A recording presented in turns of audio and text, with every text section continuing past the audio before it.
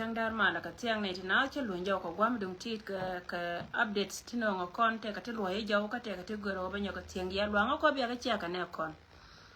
men nya men goro wa balar wa ka gad bor char ka ti diality ka tin kon lat ka enemy share ne de kon ko ra chole jitar kon te ka plan ken lat ka ken chet ka men chan je len woru no go chi ka gien ka ayot men luoy jaw e dung gien de no warun Right now, chala the time I see a mention ben ka goro bin aitin kon ta penju ka te ka liangtin kan tin kon de chi tiampan kui mi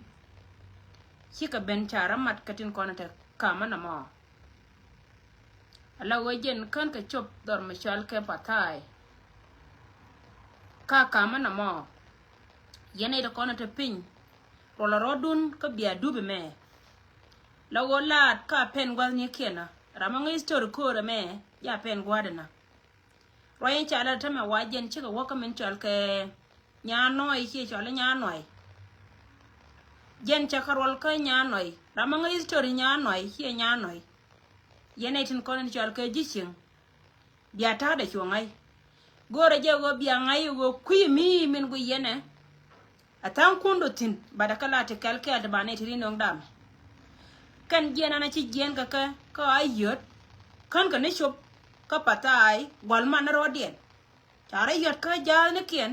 wo chi ne tin kon de pen ka dob ya jen panken tare ba mat ka men chal ka nyanoi rai me jena gora balarie yene ka dial yene de kon te pin wo jen na kon chobe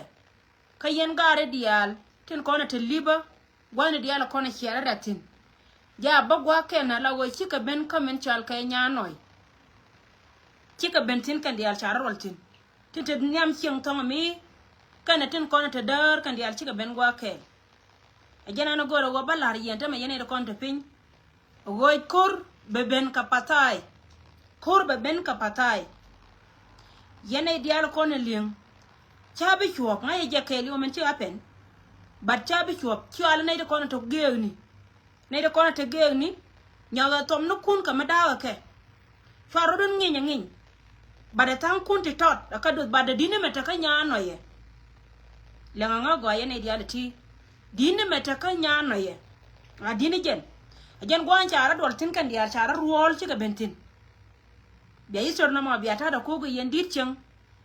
ci kwar dia la jen rol ko ne jel kel ka gar ngai yen lot kana ma ci ga chop guardian kan isor ni ten ko ne libyen ke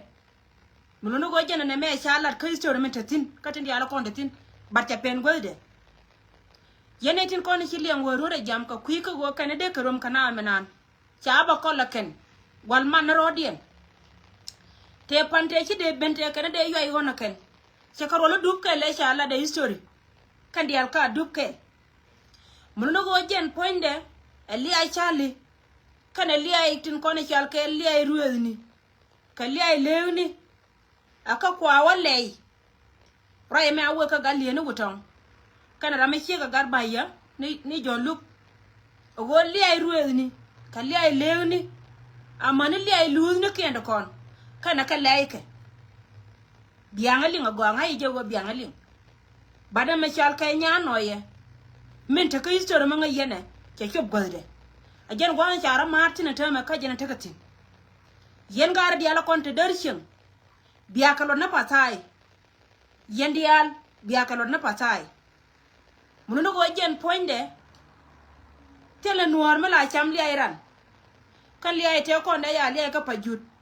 ci barka dali metin ka ci gariang bunu go jen cha kot ken cha kala wi di baba ni de nga go cha kot ken cha kala wi di baba ni cha ga chu kap chora ken ko gor kana go wajen alatin ko ne bitu wala pray ka ci kan ga cham chamani liya ya to ko liya go na jen long so yen biya ka lo na patai kamo je ke gu mi di jen gwan ci ka porti na tame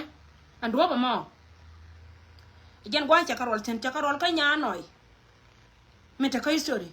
so roy ma jen no ngarar live de nyam ko gore je le ngaja go yene de konta pin meda udaga dun kwan music kon jel ka ke ane barak ka barak ne ken dia la ko tem na dor me shal ke duk banan na gwa na ci ka benna ci ka peltin taka ga kwante jel ka ke kon me shal ke irut kana kon me shal ke digik awaken cha ka moy ke lwang lenga je roy me kan cha ka moy ka lwang amane men ta ko yot baya kuri je wa mata kara me shiala ka ba ce joni ye fara ka cham chama kene Micha la taka gwa micha ka mampintino titi ko mie gen micha tal la mie da ne ke na koni chia kap ka ke ma wa wacha makana biga tega ni na ndio bia kule meeting la de je na mo yene dia la koni jel ko ngai je kan baram ne ke ndia to bia kare bad jen tero kor ka dub dia che goro wa jen ba kor me beri ala ka ko ngai je gwa wo ba dile me jwa ke je so kwante che moy ka lung che ka no ka jen cha la ra ka da ka baram ni titi ka kono loye jaw ka gwami chek ka luanga ko biya ga chia ka ne kon ka jo ga borcha o goro la rodun cheka non ko nya noi chia ko dore nya noi cheka non ko nya noi kan dia cheka rol cheka non gwa ken ba chore jokun kara ka jako wo ken panken bi ka do ba to me jokun ane titi be ka nya noi ka ne titi do jaw chet ka men hiala so update titi ka kana kona no ngarar en go kana rom ka ka patai dum do go yene diala kona to gwada mo lo na patai lo da patai jen gwada na cha lara kana go jen bika watol ka je bika wana ka wat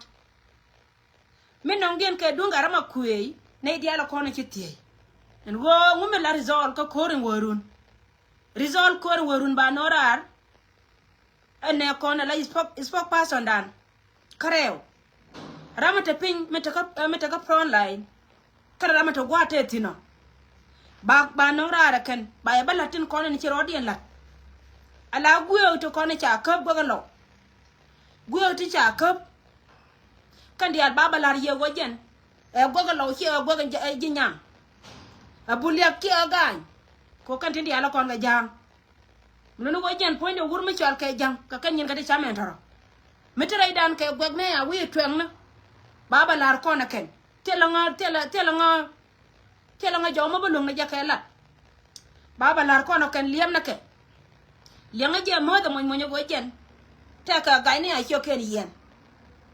nunu wanga nya jen koni la polke la kan mo chow nyede jang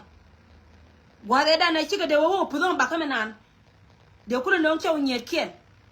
cha ga chorom cha nga ye wote ka gandi cha choken yen la ke lar ka je mbuliang ni te ka bulia ken me che toye la gojen poinde kana kula na pat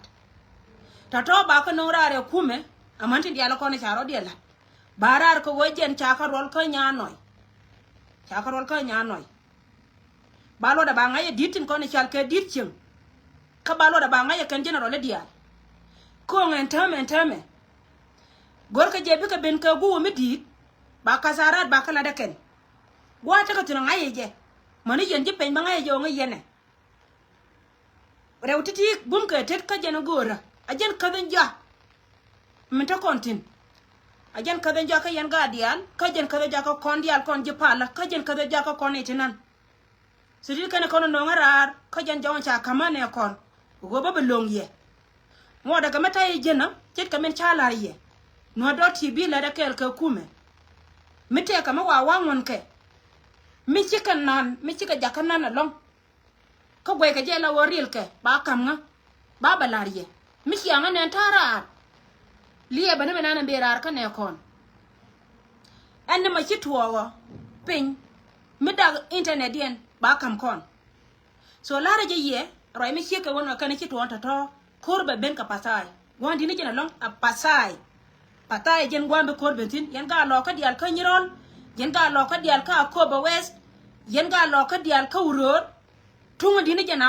waka ngada ka chekan mat ka nya noi wa chi history ben ka gwade bori char nya noi history che ben ka gwade munu go te dial te ko na ya lat ka history chi ka pen go die chala ram kel manana cha welik ne lo aida jaro ina na ba pe tin na ma ko mala ko te kel ka ye na ngaje karo kel ka ku asia ka ne kon go jena information akama kon me dong de na dum pan raising yen wore dial mala chiole ye ka pan raising o min let kon na kon ne de kon tanana ajana joina te tin wande let kon ke shun kon chwa ala chwa da mission no chama jini na de longa kap kon nang kon ga kon wel wan ko te lo kon wel wan rew titi let kon ke kan ta me ku etem ni panaje chungwa cha ro de rep jo jijin chegama mangu de kan ne ni choba kon ne diala kon ni chot berar gwati tene nyama chi gwadan chop ko ku ko wajen bana dai gwari kon bana ka kamrar ko bana wa kor wuna kon mela kon alet kon manwar ni wal ke ben golde kuma jinu ba so dan kana kora na pal kan kuma ne chop chala da mano kon medan mani anta ma kon ba je ko rime kam no garurar die no ngar ta ka pron line to gwani dial ka ayot amana dai loka ka ayot amana dai loka anta ma chi gwa ke chi kadra nya ko kwen chana ta ka yana ka ayot kan ta mata kon ka yana rai loka ta chara repan baya lar mi chi ke na me wajin ma waji ko chabaram bi choba kam ni men ta gaji ajalla dana ler kon na ma ajana gora go banyo ko longye yene dial tin kon tin siala da me siala sia kel karwade wana ka wanyam kalat kam na dai gore ko ra ka janna ko ga na ka kon ko wo wud ma bom poinde la lunga dwar kalani munono go chieng me pel la te ka da gora ma la to wo chawde kama dai gwar ku rar yen mandial ci gwar ci ba ku gwar ka kon wana kor ga ne ka gwar yana bod gan gorna ka biene to kon la yan kana bod ko ci bod belon ajan wel wala na ma pra ko da ne ci kon wel wala na teme ka kende ci ka kenta to so ti kana kon ba kam ye baro da garar akko mala ta kel ka ye mo da mata wangda te gui ma betu wawa ba ko lar ye dumdo wayen ga bor char ka diok waye jaka nya noy ci kut ka non ka nya noy cha lat ka histori an ku ya ka wakel biya ganki la ku kel biya gu ke la ku kel and then biya bulyam ne ke la ku kel mani le tandam ne ken biya la ku kel mu ko ayo kel biya ka cho kam general la ken ko ken bi ko la ya thank you so much ko mara ta kel ya